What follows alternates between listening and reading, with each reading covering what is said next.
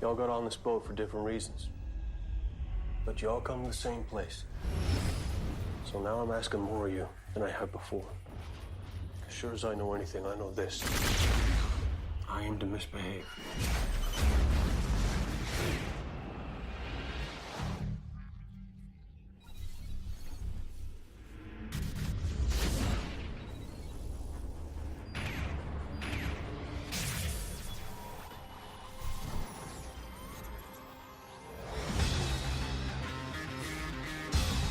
I'm taking your sister under my protection here. The only people she's a threat to is us on this boat. It isn't safe. They're coming. I think we better go. Where are you hiding, little girl? The Alliance wanted the reason they shouldn't have sent an assassin. Every minute you keep River Tam from me, more people will die. This was your fault. I don't murder children. I do. The Alliance has gone to enormous trouble to find you, friend. You'll know what it is you're carrying.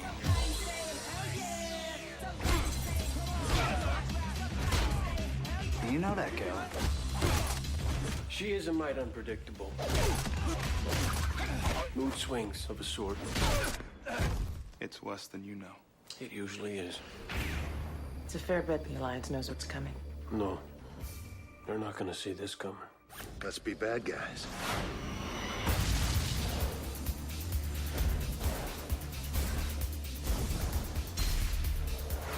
We're not alone. No more running.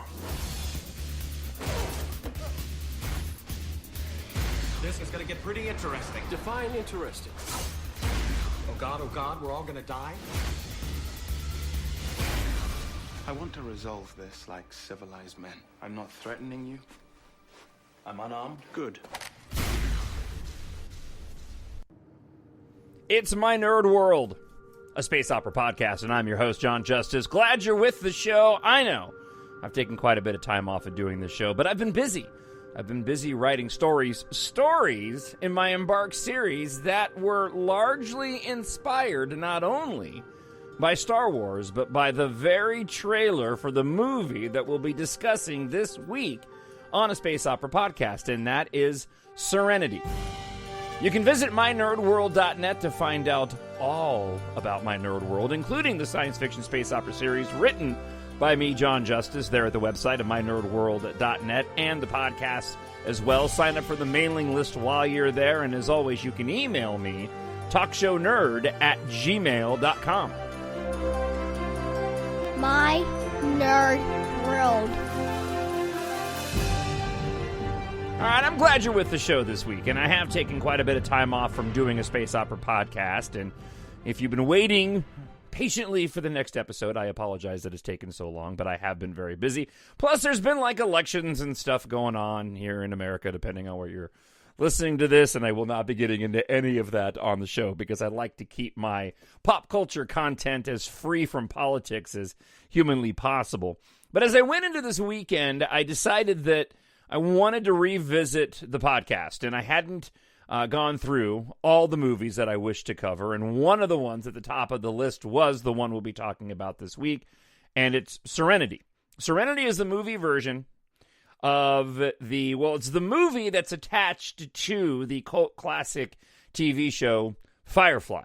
I watched Serenity and became familiar with Serenity before I became familiar with Firefly. So if you're not familiar with any of this, let's go ahead and dive into it. So, Firefly is a TV show, television series, right? Created by Joss Whedon. And Serenity, which came out in 2005, is the continuation of Firefly. A group of rebels and travels the outskirts of space on board their ship Serenity, outside the reach of their alliance, a sinister regime that controls most of the universe.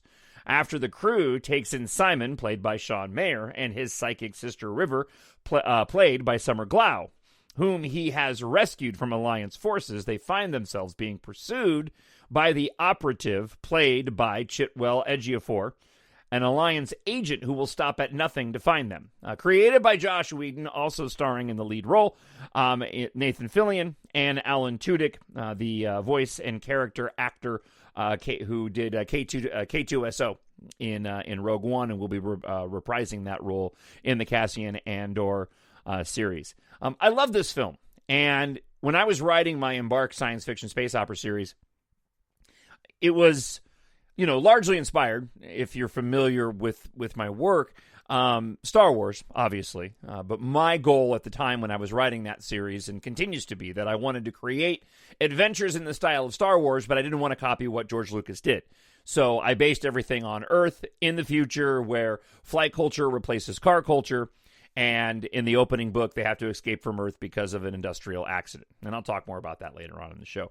What's really interesting, though, as I go to revisit Serenity and was doing the research for this podcast today, I suddenly realized that a lot of the inspiration that I was drawing from also came from Serenity, because Serenity is one of those pieces of entertainment content in Firefly that also tried to do something very, very similar. And I dig that. I really do. George Lucas did A Galaxy Far, Far Away, made it feel like a lived-in universe better than most anybody else ever has and ever will.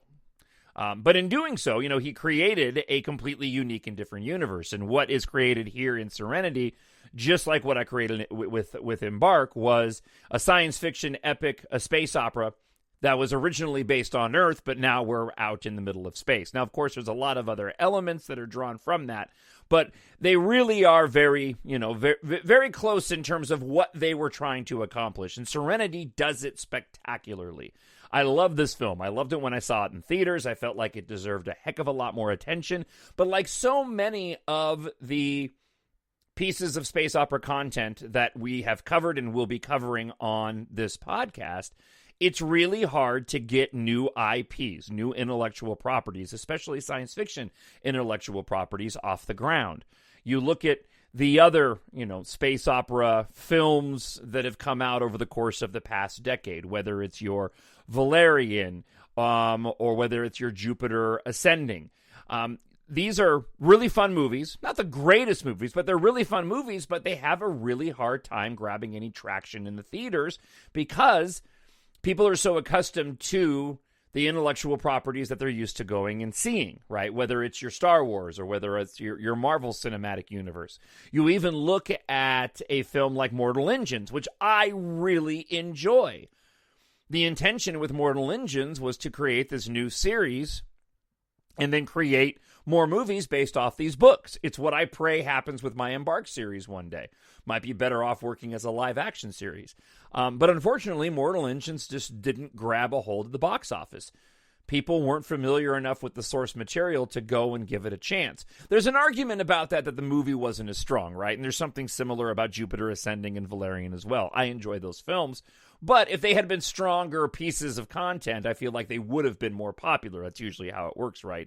But they were already at a disadvantage because of the fact that these were unique individual science fiction pieces of content. Now, Firefly did arguably pretty well at the box office, had the benefit of the fandom going to see Serenity, who were big fans of Firefly. My understanding is that Joss Whedon, who created the TV show and the film, definitely wanted to do more Firefly adventures, but again, it just didn't take off. And really, when you go and watch Serenity, it is really close to sort of a Han Solo, right? It's one of these films where you could go and actually take this storyline and you could place it in the Star Wars universe, and instead of Serenity being the ship, it's the Millennium Falcon, and Nathan Fillion instead his character would end up being Han Solo, and the Browncoats of the series themselves end up being the rebels. All that being said, Serenity really is a fantastic film. If you have not seen it, you definitely need to go and check it out. It's a relatively hidden gem of a science fiction space opera film. If you're a reader of sci-fi, especially self-published authors, this movie is a fantastic unintentional homage to the genre. The only criticism that I personally have of Serenity at all is, like so many films at the end, it sometimes falls a little flat. I'll give you an example. Overlord, which I watched over the holiday season. Really like that movie. Great movie about these sort of Nazi-type zombie creatures, done during World War II. But at the end, you have this circumstance where you have the villain and one of the protagonists that are going to square off and fight each other. And that's very similar to what happens in Serenity. I'm not really spoiling anything, but my only criticism of the film is at the very end, the climax itself isn't as interesting as I wished it could have been. And that's also a matter of personal taste. This movie is filled with fantastic characters, great dialogue. I mean, this is peak Josh Whedon. I feel like he's gone a bit downhill since he directed the first Avengers movie, which I still enjoy, even though in hindsight, that movie feels a little bit too much like you're watching a live-action TV show. Josh Whedon just has that about him. I mean, he comes from a live-action TV show background, so it's not all that surprising that his films also carry that feel. But the way that he films them feels very much like a TV show. Firefly and Serenity are actually a show that I wish they'd go back and redo again for the small screen, because I really think that now with the advances of technology, such as Lucasfilm and other studios now using the volume, the stage with the surrounding digital screens, you could really bring this world to life and enhance the special effects far beyond what they were able to do in the late 90s or maybe early 2000s when it comes to Firefly. That being said, the special effects in Serenity for being in 2005 are pretty solid. The spaceships are really unique and a lot of fun. The space battles are definitely unique and fun. I took a lot of unintentional inspiration in writing my stories from Serenity. It's just kind of funny because going back and watching the film and looking at some of these action sequences, and I go, oh, hey, that's very similar to some of the things I did with my book. And I'm sure that it's partly because those types of scenes that I enjoy, especially the action, vehicle dogfight sequences in the film itself, are burned into my brain, even though I didn't directly realize when I was writing my story that that's what I was being inspired by. It also has a very interesting mythology within the film. And again, for those that haven't seen it, I don't want to ruin it while I talk about the movie, but it's one of the things that I really do enjoy about the film. They bring in some unique elements, like in the description where the woman, the girl they're trying to protect, is a psychic. It's a main plot point that drives the story. This is early Chitwell Ejiofor, probably one of my favorite characters that he has done as an actor would be his role at Mission Control in The Martian. I love him as an actor, and as a villain, he is fantastic. And again, all the writing and the characters, and even the little side love story are done really, really well. And there's a fun story embedded within Serenity that I really appreciate. And fun's not the right word. Maybe relevancy. There's a relevant story within Serenity that I don't know if Josh Whedon was intentionally trying to send a message, but there definitely is a very relevant message within the film itself that I really like. And it's one of these types of subversive embedded, well, I guess I keep saying messages, but it's true, themes. Kind of this embedded theme within the film itself that brings it into modern times and makes it very, very relevant. And still to this day, very relevant. And again, I'm dancing around the details here because I don't want to ruin anything. But there definitely is this theme in the movie of, big government trying to create a utopian society through over-restrictive powers and how it doesn't work out the way that they had planned. So, if you are like me and you like to watch films that have some relevancy to what's going on in the world today, while still having a good time and being highly entertained, Serenity is absolutely a movie that you need to go and check out. And if you have seen it, I'm going to venture a guess that you're going to agree with me. TalkShowNerd@gmail.com. That is the email address. I'd love to get your thoughts on Serenity if you've seen it, or if you watch it and then want to email me when we talk about sort of recapping on the next podcast. I'd be more than happy to share that with the listeners to the show. Moving on to the next portion of the show, I have 13 fun facts about Josh Whedon's Serenity. Serenity brought Josh Whedon's Firefly crew back for a big screen adventure that would end up being their last. And this is, by the way, Firefly and Serenity have cemented themselves in pop culture. I know a lot of people are Firefly fans before Serenity, but if you go to any, and hopefully, I pray that we'll be able to get back to these very soon here, but if you've gone to any conventions, Comic-Con conventions or Dragon Con in Atlanta, it's really interesting to me because while you don't see a bunch of people dressed up like Na'vi from Avatar, right? The one of the highest grossing films of all time. It just never embedded itself within the fandom that way, right? You do see people that are such big fans still to this day of Firefly that they will come dressed up as Browncoats from the film. It really does tell you sort of the endearing nature of the content of what Joss Whedon created. And as I mentioned before, it really is a universe and a world that I hope one day gets revisited because it is ripe for exploration. Or somebody could just go and pick up, I don't know, the EMBARK series and go and make a live-action TV show or movie out of that. I'd appreciate that a lot. All right, let's get back to the 13 fun facts. Whedon has revealed that Chiwetel Ejiofor, Nathan Fillion, and Summer Glau, and Sean Mayer all performed all of their own stunts. Glau is actually a trained dancer. That's not a huge surprise. And she used her dancing skills in River's 2 fights, which are spectacular. For the second fight, the cameraman, who was also a dancer, moved through a gap around the combatants to achieve the movie's dynamic camera angles. Yeah, it's shot really, really well. You can see some crates in the cargo bay of the Serenity as a Reaver is shot that have reusable container do not destroy printed on them. This was apparently an inside joke. The ship set had to be rebuilt from scratch for the movie. The original ship from Firefly was actually destroyed.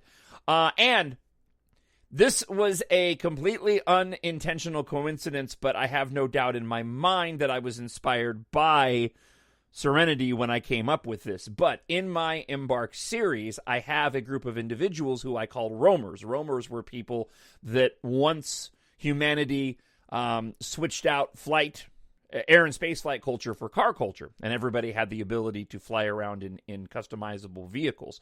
There was a group of individuals that decided to take advantage of that and leave Earth who were up to no good. Those individuals ended up being pegged as roamers. They're just humans, but they are roamers. They're basically a band of pirates. Made me laugh when I was revisiting Serenity because I had completely forgotten that one of the main villains in the film itself is a group of individuals who are very twisted and evil called Reavers. Okay, back to the 13 fun facts. Fillion supplied the blueprints that were used to build the ship set for the film after being informed at a production meeting that the originals had been lost. When he was on the TV series, he took photos of the pre-production materials, including the blueprints. You can actually see a shot of... It's actually in the film twice. In Ready Player One, when they are visiting the distracted globe in the film, and there is the shot of all of the ships coming in, waiting in line to enter that particular part of the Oasis. And then at the end of the film, when Daito comes in the final battle and takes on the form of the Gundam, he actually comes in flying and drops out of the Serenity at the end of the film. And again, very much reinforcing just how big within the fandom and how popular within pop culture fandom Firefly and Serenity actually are. The fact that it was used so prominently inside of the Ready Player One movie. I don't recall if it was mentioned in the book or not. I want to say that it was, but I'm not 100% sure on that. All right, for those that have seen the film, this one's a little bit more specific in terms of fun facts, but to put River to sleep, Dr. Simon Tam says, Ita Karam Nashmek, which is Russian for this is very ridiculous. In case you didn't know, if you go to the main menu screen of the DVD, and I don't know if this works for the Blu-ray or not, if you keep clicking left until you light up the triangle with a dot in the center on the right side of the screen, the icon will take you to the full Fruity Odie Bar commercial. In the DVD commentary, Whedon said that he wanted the commercial to be as odd as possible. He said it was heavily inspired by the Mr. Sparkle advertisement from the Simpsons episode In Marge We Trust. And there's a lot of really interesting, again, there's a lot of subtext inside of Serenity that's really interesting. including, like I said before, things that mirror in our real life. When you get out into space and these other locales, the aesthetic is largely drawn from China and the Chinese language, including a lot of the teachings that take place that takes place in the book. There's a lot of flashbacks to River's going to school and finding out that she had special psychic powers. The reason for that, according to Joss Whedon, was because he was extrapolating a future in which China essentially ends up taking over Earth. And therefore, when Earth expands to go and populate the planets, the influence of the Chinese is definitely felt in that expansion. And of course, that mirrors, rather interesting, with a lot of things that we're dealing with in modern day politics. This was the first Universal film released to HD DVD. It was also one of the first Blu-rays I ever bought. In the White City, one of the crew examines a mummified corpse inside of a car. Stenciled on the car side is C-57D. This was the serial number of the saucer ship in Forbidden Planet. Forbidden Planet is a fantastic classic sci-fi movie, by the way. My father had introduced that film to me when I was a young kid, and I recently bought the Blu-ray. And it is a lot of fun to watch, an incredibly unique story that is another one of those classics that I really wish would get a modern-day upgrade. Forbidden Planet would be awesome to see redone. It's Always Sunny in Philadelphia star Glenn Howerton, Dennis Reynolds, was in an early part of the movie. I'm a big fan of Always Sunny in Philadelphia. During the bank robbery, he was the guy who begged them to take him with them during their escape.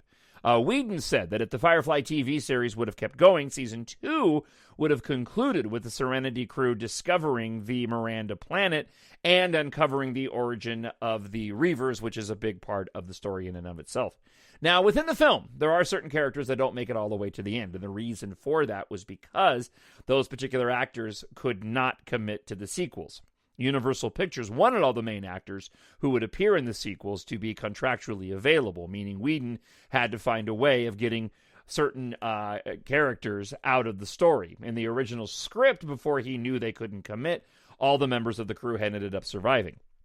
Despite this, Whedon has also revealed that there was a strong possibility that certain characters would return if a sequel was ever made, indicating that he had plans to bring them back. In the official Serenity companion, he acknowledged that it would have been done in a way the audience would buy. Several Reaver ships in the final battle are Alliance ships with different paint schemes. And the Reaver ship that was destroyed by a gun mounted on the Serenity is called Betty, and it was from the film Alien Resurrection, in which Whedon also worked on, and I believe that he wrote.